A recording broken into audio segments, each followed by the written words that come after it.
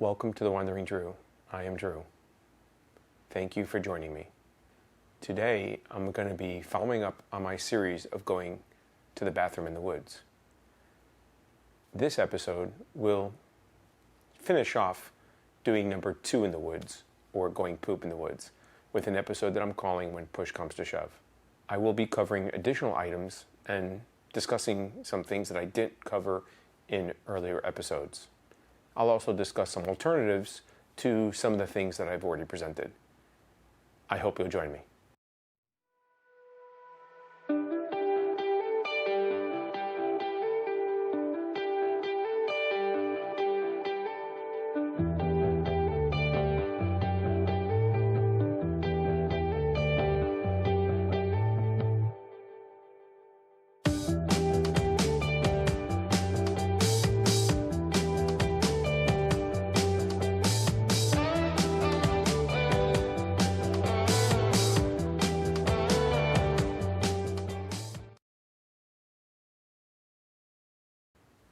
Welcome back, and thank you for watching. First, I'd like to point out that no poop was harmed in the making of any of these videos. In actuality, all the poop that was used was a prop. So, in last video, you did not see me touching poop. I did not touch poop, really. So please don't send me any nasty emails or post some comments about me touching poop. Second, I'd like to say that basically, poop is funny. If I was watching these videos, I could only imagine some of the thoughts and comments that were being made up and back, and I'd like to think I would have gotten a laugh or two out of it as well. And I hope that you did that.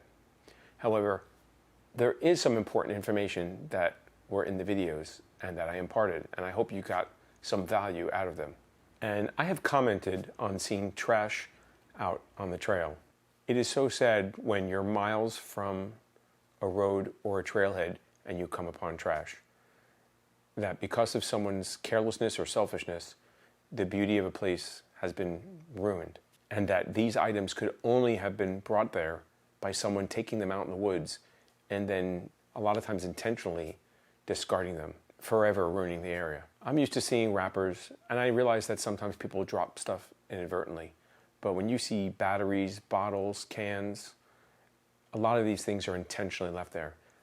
But nothing is as gross and disgusting as seeing either someone's poop, their used toilet paper, or used wipes left in the trail or in a campsite or along the trail somewhere. I don't think I need to explain that this is probably the most grossest thing that you can come upon. Beside the obviously odor and smell of it, there is the chance of spreading disease.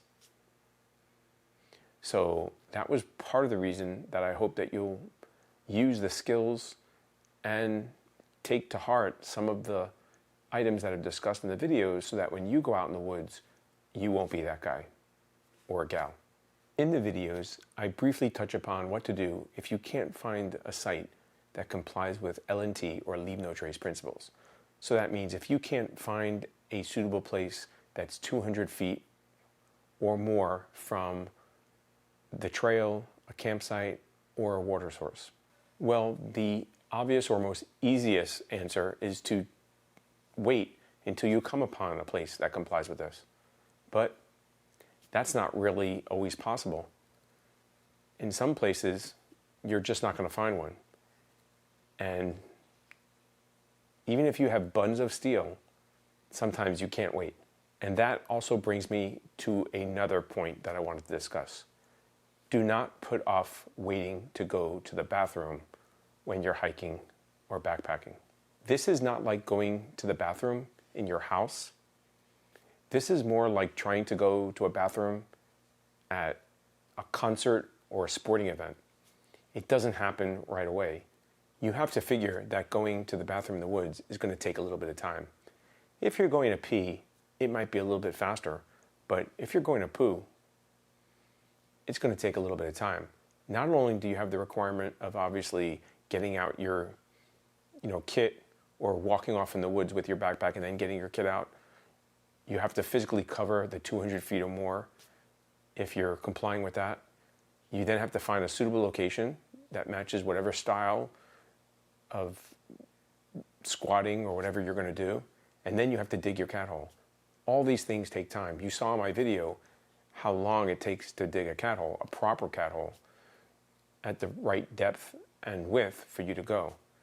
This will get easier as you get more comfortable with it, but when you first start out, it's going to be time consuming. And even then, depending on the terrain you're in, if the area is very hard to dig in, where there's a lot of roots or rocks, you may have to attempt to dig 1 or 2 or more holes, or take a little bit more time doing this. So you can see this doesn't happen quite quickly.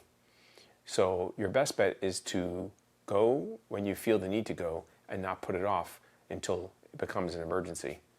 So if you wait until the pressure is rising, it may be too late. And what to do if that happens?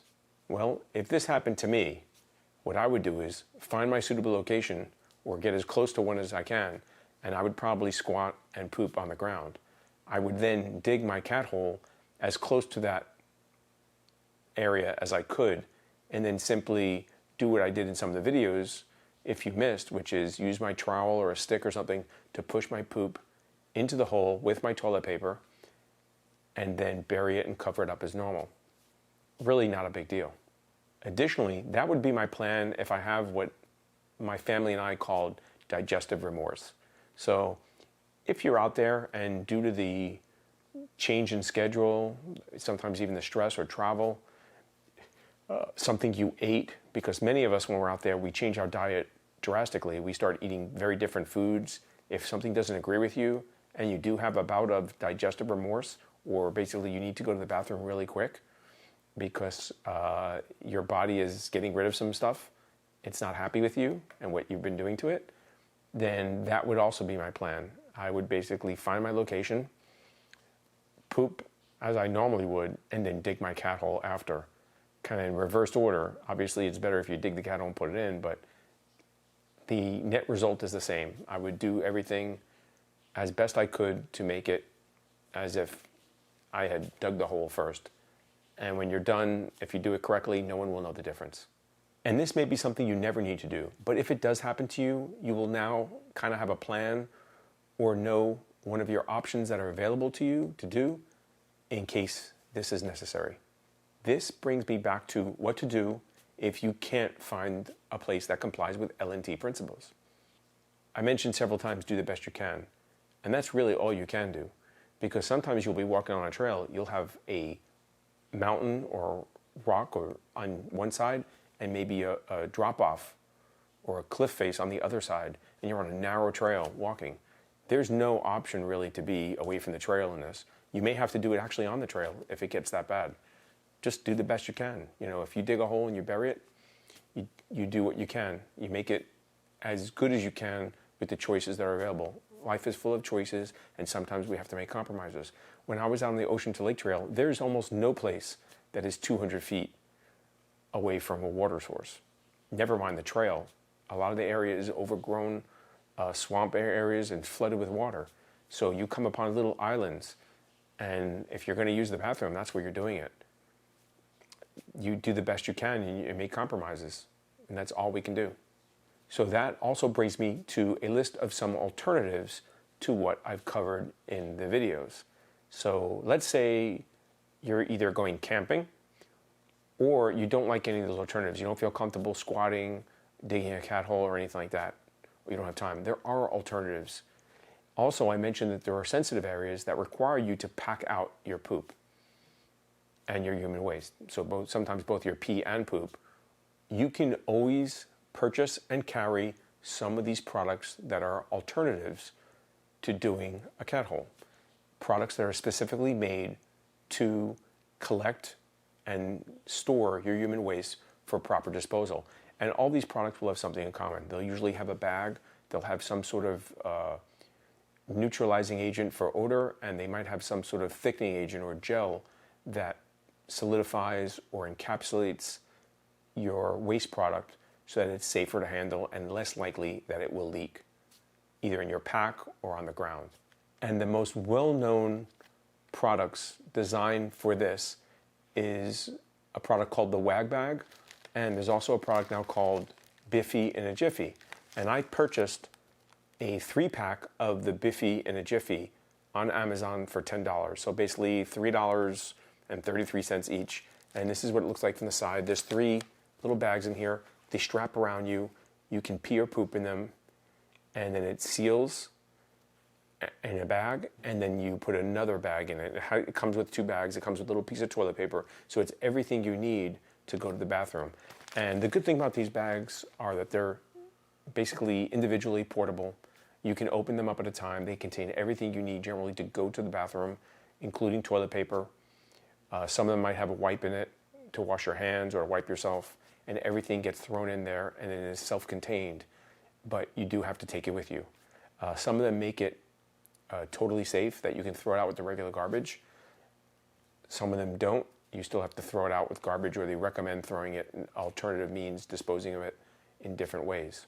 Not only does this enable you to comply with pack it in, pack it out, but these items are also good even if you're not camping. Whether you're on trail or off trail, some of these things are good options. I know people that carry these in their vehicle or their work truck because sometimes they're out on job locations and there is no restroom available, or they're out in the field somewhere, or just in case of emergency. So just realize that's another option, that you may want to have one of these available to you outside of the trail. If you purchase them, you have them anyway, you might as well carry one. If you're camping, there are a lot more options. Usually you have more stuff you're bringing with you, you have a vehicle nearby, the campsites may be able to be driven to, or they may be a short distance away from your vehicle, so you can afford to carry more items. And there are numerous camping toilets that are available. Some of them use chemicals, some of them use actual biodegradable bags with some sort of gel or neutralizing agent as well. There are a lot of do-it-yourself options, from a pail with a toilet seat or a shopping bag or garbage bag in them. All these things, they may be more natural because you're used to using a toilet seat, but some of them actually require you to then take the bag out and obviously dispose of it, or some of them are biodegradable bags that now you have to still dig a hole and bury. If you're asking me, if I have to dig a hole and bury the plastic bag, then I'm just going to probably dig a cat hole in the first place. Unless I have someone that can't squat down or has some limitation on doing that, then I'm just going to cut out the middleman, so to say, and just dig the hole in the ground and put my poop right in there. It seems kind of silly to me to have to purchase additional items and make additional waste, like purchase the bag or the gel that goes in it and bury it, when I can just do that without all that and save money and make less waste. I was also asked by someone, what would I do if I was out hiking or backpacking and I ran out of toilet paper or TP? Well, there's a couple of different options there. Some of your options are using a rock or leaves. Obviously, you want to be careful not to pick a jagged rock. Hopefully it'd be smooth river rock, and that would be most likely for getting a large portion of any feces that may be stuck on you, any Klingons, for the fans of Star Trek, off of you. And the leaves, obviously, you want to be careful not to choose something with thorns or obviously like a poison ivy. I can't even imagine what that would be like. I'm sure it's happened. Additionally, your parts down there are pretty delicate. They don't do well with the sharp edges. So I would really be careful using those items. But more likely for me, other than the leaves, are items that I'm carrying with me while I'm hiking. I almost always have some sort of bandana or rag that I can use. That would be an option. Most of my clothes that I'm carrying and not wearing are all fair game in an emergency. So I usually have socks. I usually carry 3 pairs of socks. If I had to sacrifice 1 pair for the cause, I think I would gladly do that. I can always put them in a bag, wash them later, and clean them. When I got home, maybe, or launder them, and then I could easily wear them again. But if I have 3 pairs and I use 1 because I ran out of toilet paper, I don't think that would be the end of the world. I usually have small Ziploc bags that I can put it in and take it home safely and not bother exposing any other items in my pack to getting damage. Obviously, an extra shirt or something like that would be another option as well. These are all possibilities that you can do if you run out of toilet paper. Another option is to make a water bottle bidet. And what that involves is using a water bottle, and especially when it's full, you can take the cap off, or if you really want to poke a hole in it, you could. And if you squeeze it with some force, you'll direct a stream of water out. And obviously you can put that on your backside, your posterior, what I called the working end in one of the videos. And that should hopefully wash off or clean some of any poop that may be on your backside. If you have the one with the sports cap, it narrows the bottle top already and helps create and direct the stream. So that would be an advantage for that. Another thing that you can do, and one that I probably actually might do, as gross as it sounds, is to do what a lot of people in other countries do, which is use my hand probably along with some water to clean myself. I would probably take my water bottle and put some water and splash it on myself and hopefully clean myself as best as possible using a hand. Many countries, it's common practice to use, let's say, your left hand to clean yourself and go to the bathroom, and the right hand is used for greeting people and obviously eating and other things. If you ever see someone using, their left hand, people will get very, very upset about this. So not very good for left-handed people in those countries. Everybody's pretty much right-handed out of practice because it's strongly discouraged because what that hand means. And this is not an uncommon practice. And after you're done, obviously you can clean your hand, you can use dirt to wipe it off. And if you have water and you have soap, you can easily wash your hand and make it as clean as possible. So those are some of the options that I think I would do if I had no toilet paper and yet I had to go to the bathroom. Obviously, you want to plan appropriately, but things do happen. It's possible you could run out.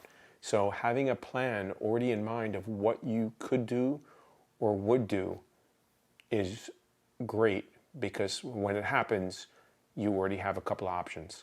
Obviously, I think I'd probably go with my clothes first, the bandana or a pair of socks, and after that, I'd probably go with the water and my hand.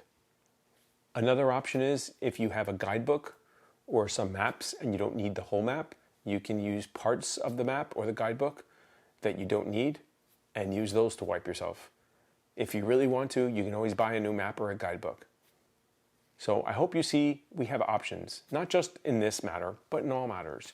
We just have to have those sometimes made aware to us that there are choices. Sometimes we narrow in and we don't see that there are other choices available to us. And this is one of the things I love about when I'm hiking. The freedom and the independence you get and the decisions you make, and life becomes simpler. There are still decisions to make, but they're much easier. And there's not as many of them. Basically, it's what time to get up, what time to start walking, what time to stop walking, what time to eat, what time to set up camp, what time to sleep, and how far to go. Or do I stop now? Do I keep going? They're very simplistic. You lose a lot of the other things going on, and you just become involved in basic functions, eating, sleeping, walking, and going to the bathroom. And that's really it. And that's all you have to worry about. So it's refreshing at times. I hope that these videos have been informative and that you now feel at least knowledgeable, if not confident and prepared to go out in the woods and do either number 1 or number 2. I also hope that they have given you a laugh or two. Thank you so much for watching. If you like what I'm doing, please consider giving me a like or a thumbs up. I'd really love to hear a comment or two of your thoughts or opinions on the videos. Consider becoming a subscriber and click on the subscribe button. And if you like what you're watching also, share it with a fellow hiker.